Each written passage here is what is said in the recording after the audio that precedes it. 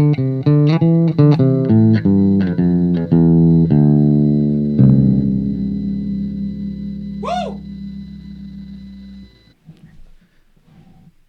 Hey everybody, welcome to the first installment of a show we're going to be doing called Media Hunt. This is well, I guess it's not my first attempt, but this is basically going to be a show where I go over all the physical media that I picked up throughout a month. So this is going to be things like DVDs, 4Ks, Blu-rays, records, books, if I pick up any video games, stuff like that. Mainly, we're going to be doing a lot of music because that's just primarily what I've been buying lately. Uh, we're kind of rehauling the whole channel. I'm going to get rid of some of the sketches, and I want to focus this more on being a channel centered towards physical media and collecting in general. And I'm hoping that I can get through everything that I got without taking too much time on each thing because I don't want this video to be longer than 30 minutes. But without, saying further ado, I feel like is so tacky at this point. But without further ado, let's get into some of the stuff I bought last month. All right, so first up, we've got DVDs. So we're just going to kind of run through these. I got South Park Season 17. I'm almost done and caught up with South Park. I need Seasons 18, 19, and 20.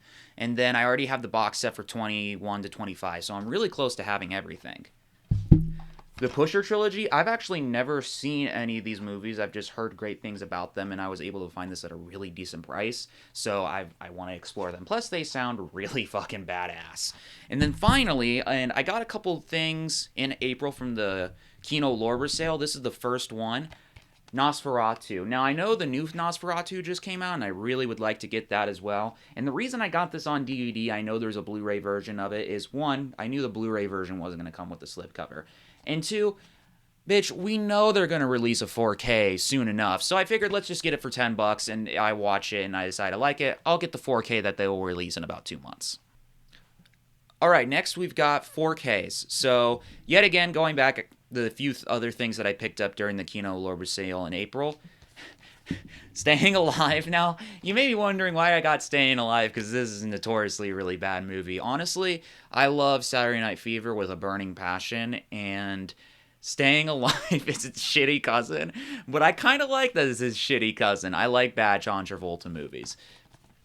Then, switching gears to Clint Eastwood actually for a second, we got Play Misty for Me. This is one of the only Clint Eastwood movies that one, I haven't seen, and two, that isn't a Western. It's a thriller, so I'm really excited to see what this is about, and it's also his directorial debut, so that'll be interesting. Moving along with Clint, I got The Outlaw Josie Wales. Now, I was going to get Dirty Harry as well, but I have this Dirty Harry Blu-ray release from a while ago, and it's got, like, this great booklet, and I love the packaging of it, so for money's sake, I decided to skip out on the 4K. I may pick it up sometime later, but we'll wait for now. One of the things I said I was going to include on this show is video games, but I've been collecting games for a very long time, and I'm starting to run out of ones I still want to buy. But I did pick up one, Rhythm Heaven for the DS. Now, I believe there's only 2 Rhythm Heaven games. There's this one and the one that's on the Wii that is just like skyrocketed in price. I got the DS one because I had a buddy who was selling it, and also with rhythm games on consoles, it's kind of difficult because you never know if there's going to be a delay. And I'm someone who's somewhat musically inclined and already have bad enough rhythm. So if I had something that would worsen that, it'd be really bad news for me. But I figured with the DS, that latency lag is going to be non-existent or really just not there. Okay, we're moving on to records, and we have a shit ton to go through. So last month was Record Store Day, so I'm going to go over what I got there. Move these along here. You know your boy got the fucking Egg record. I got Pink. I'm a huge Vince Guardoli fan. That's going to become very evident in this video. And there was no way I was not getting this. We got JVB, Make the Booty Go, whatever. I really enjoyed No Hands. It was something I've listened to constantly over this last year. And this doesn't have, like, every good song off that previous record, but it's a compilation of both, and it has 365 on it, which I really would like to listen to. I don't know why I haven't yet, but I'm going to eventually get No Hands on CD, but this was $30 and I wanted to get it. Next, yet again, Vince Guardali. We've got Jazz Impressions of a Boy Named Charlie Brown. This is a great selection of alternative takes for this record. And anything that Vince Guardali has put his hands on in reference to Charlie Brown has been fucking gold.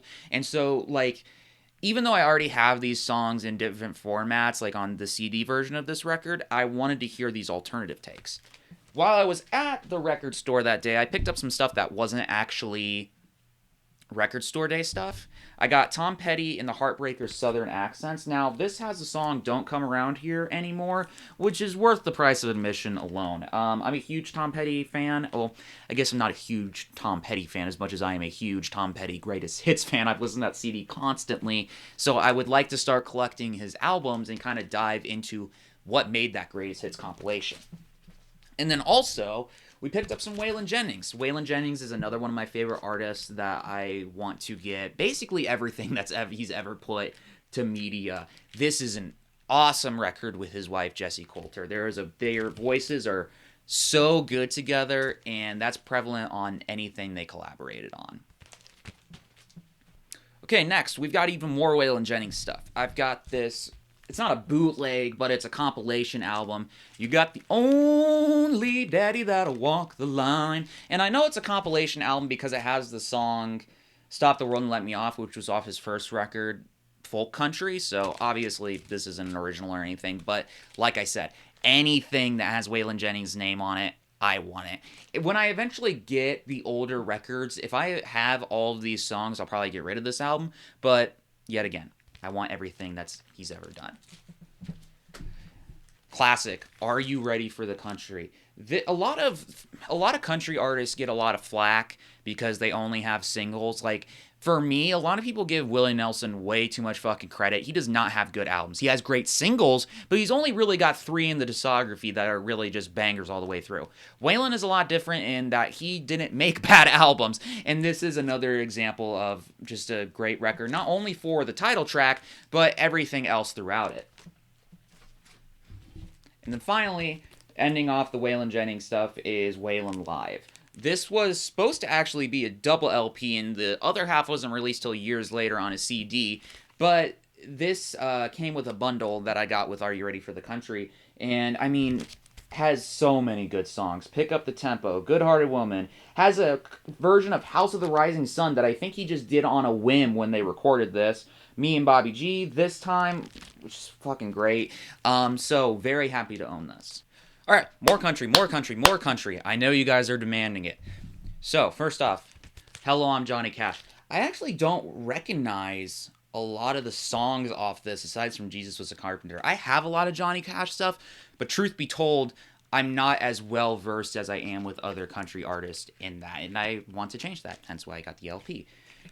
Next, Coco Joe. Now, I got this for $3, and Jerry Reed obviously did Eastbound and Down. That's the song that he's known for, but this album is so good. He's such a great vocalist, and he's such a great guitar player that even there's an excerpt on the back of this that Chet Atkins did for this album where he talks about how good of a guitar player he is. Great record. Check out Jerry Reed.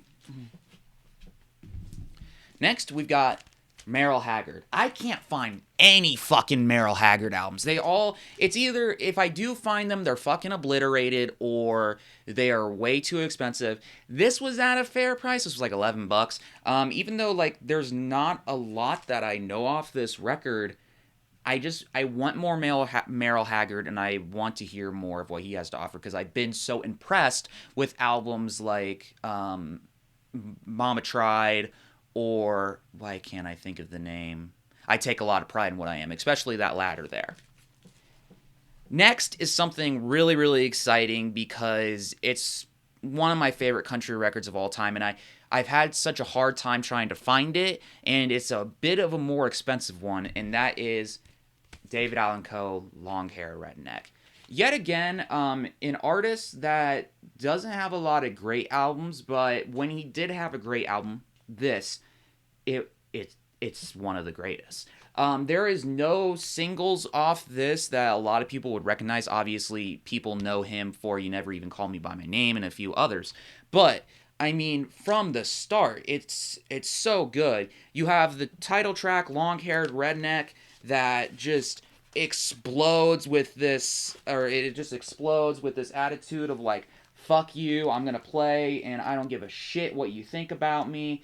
And then it follows up with these two love ballad type songs, and then Texas Lullaby, which is like a call to his father and talking about, the thought that his dad thought he was going to be famous. And then the A side ends with Living on the Run, which is such a badass track. And it's got this great line that goes, I killed me a woman in Tennessee. I just broke jail and they're coming for me. I'm on the run. I'm on the run. I'm living on the run. So I love that record to death, and I'm so glad to finally have a copy of it. So next we have another band that's probably going to be a very prevalent one on this show, and that is Sublime. I adore Sublime. I have a Sublime tattoo on my back, and I am very much trying to get as many pressings as I can with this band.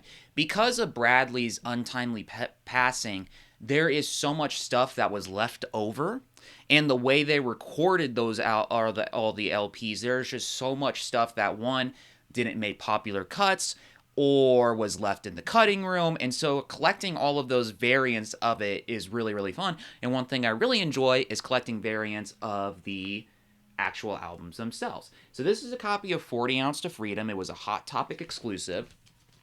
It sounds great.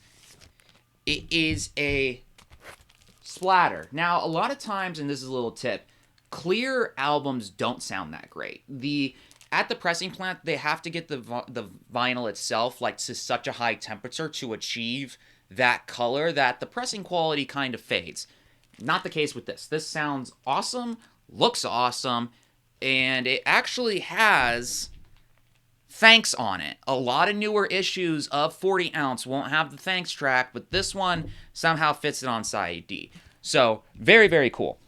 I also, from the same seller, he was selling a couple of things, got the European exclusive limited edition pink vinyl of their self-titled. And it's awesome. It's just like so loud and in your face. Oh, I should also mention, don't worry, I have everything in inner sleeves. I'm not like touching it or anything. If it's bad to touch records like that, even when they're in the inner sleeve, please let me know in the comments below. I don't want to do any damage to my albums. But yeah, I'm super excited to have both of these, and I plan to just keep getting more Sublime stuff until I run out. I think I've got like 30 in my wish list or something like that, and I already have like 37 cataloged on Discogs. All right, we've been talking about records a lot, and I still have a couple more to show, so we're going to lightning round this stuff. Okay, first off, Bob Seger, Night Moves. I had a copy of this that was in really bad shape. Probably the best Bob Seger record if we're kind of looking at it from an objective standpoint. My parents used to listen to this a lot, so it means a lot to me. And it's the Purple Capital label. Next, The World is a Ghetto. I saved little stickers that were on it. It had its shrink still on it. I love Why Can't We Be Friends. Haven't listened to this album. Very excited to keep exploring War. One album that I have listened to the shit out of is Countdown to Ecstasy. Really any, or just the three Steely Dans, Can't Buy a Thrill, Aja, and this. This doesn't have a bad song on it. It's awesome all the way through. Great Steely Dan album. Now, I mentioned the egg that I got earlier on Record Store Day, but I didn't realize at the time there was a full issue of the entire album. I thought the egg was the entire album. But I got the Purple Edition. Obviously, I want to try to get... They're reissuing a lot of Vince Guardali stuff, and I want to get all the limited stuff that they do. So, Easter Beagle. Now, next one, and another little piece of advice. Dino. This album is... Okay, if you are someone who is trying to achieve like that Sopranos or Goodfellas type songs, like Italian songs, this album is all the way through Italian love songs. Finally, You Don't Mess Around with Jim. I have bought this album 3 fucking times. The first time I got it, it didn't sound great. The second time I got a nicer copy of the same press that I got originally, still sounded like shit. This is closer to the initial run of these albums. It doesn't have any, like, the promotion labels on it, and it sounds great. So I finally can rest in peace knowing that I have a good version of this album. The last record we're going to be looking at today is something a little more out there. It's not a popular name, and that's Diploid or excuse me, that's Mantura by Diploid. Diploid is an Australian band. They are, I guess you could say, like noise rock, or not even noise rock. Very like it. It's like a harder hardcore band and with scream vocals. The reason, or the way I found out about this band, is I actually ran sound for them at an outdoor show. And anytime I run sound, I'll only buy albums from the bands that I really was like blown away by. And this one I was blown away by. There's a great point on this album where the lead vocalist is just screaming, I forget what she says, but something to the effect of like, I must die! I must die! Or like, I want to die, or something to that effect. And it was this huge emotional, like, outburst, and the entire crowd got quiet. And I was like, oh yeah. Oh yeah. Plus, they were really nice people. Alright, lastly, for this program, we have some CDs to go over. The first one is A Charlie Brown Christmas. Now, you probably surmise I already have so many copies of this album, but I want as many different pressings of it as I can get. Very similar to like the Sublime stuff. This is my favorite album of all time. It's not even like the fact that all of the songs are good. This album just means so much to me and has been such a comfort in my life. So we will definitely see more pressings of this. But this is a really nice one. It's got a fold out, a little booklet. It's got this like translucent cover. So very nice. Now, we're going to go over some hip-hop rap CDs that I bought. Now, I am not a savant with this genre. I mean, fucking obviously. But there are a couple artists that I know about and that I really enjoy listening to. And it's not that, like, I don't buy a lot of rap and hip. I just don't know anything about them. So we've got two Kanye records. I did not buy these new. I bought these used, so no money went to that dirty fucker. But I still really like these albums, especially Ye. So this was more of a bit. I just kind of got them in a bundle deal.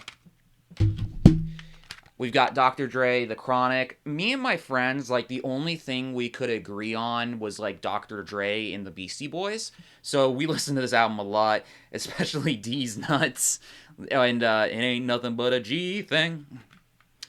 And then we have, speaking of Beastie Boys, we've got some CD singles. This is cool just to kind of have these. I have unintentionally built up quite a collection of Beastie Boys stuff, and I saw these at the record store, and I was just like, fuck it, let's just deep dive into Beastie Boys. So I'll probably be getting more of these. It's not something that I'm gonna like seek out or like put on a want list or anything, but if I see them, I'll pick them up. And lastly on this show, because, well, I guess I'm not like super educated, but I have a lot of knowledge about physical media in general, I want to give some tips to the audience that may be considering getting into this stuff and kind of the ins and outs / the minute details of collecting records, CDs, video games, and movies.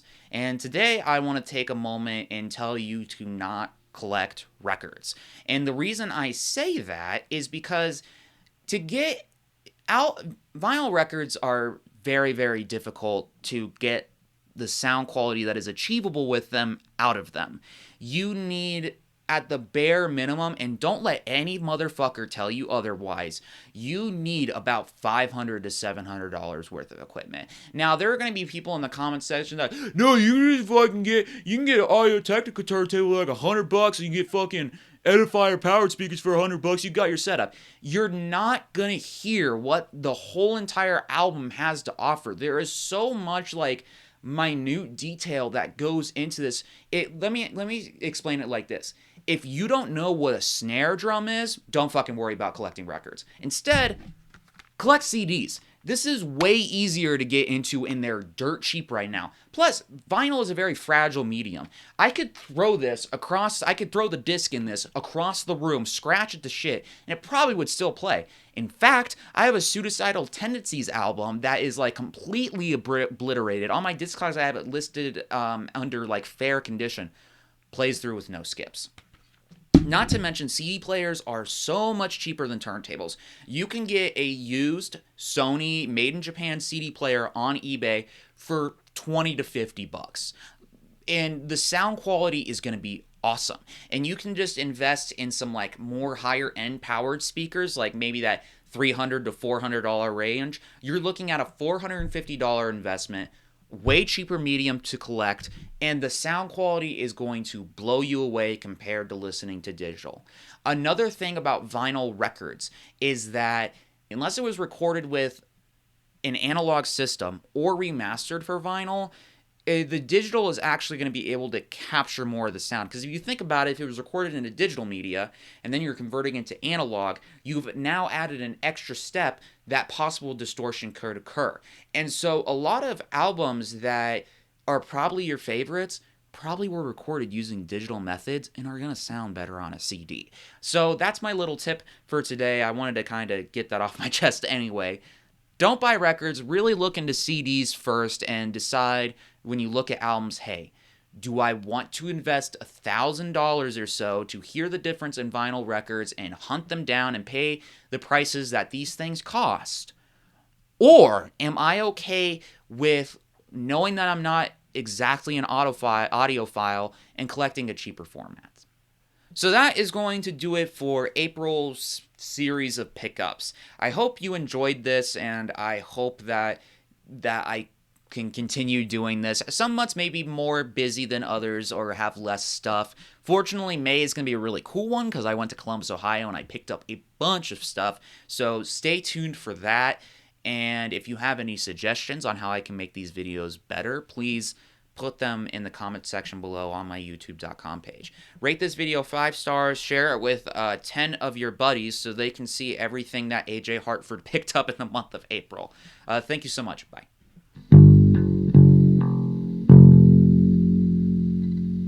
That's the end of the show? Oh, man.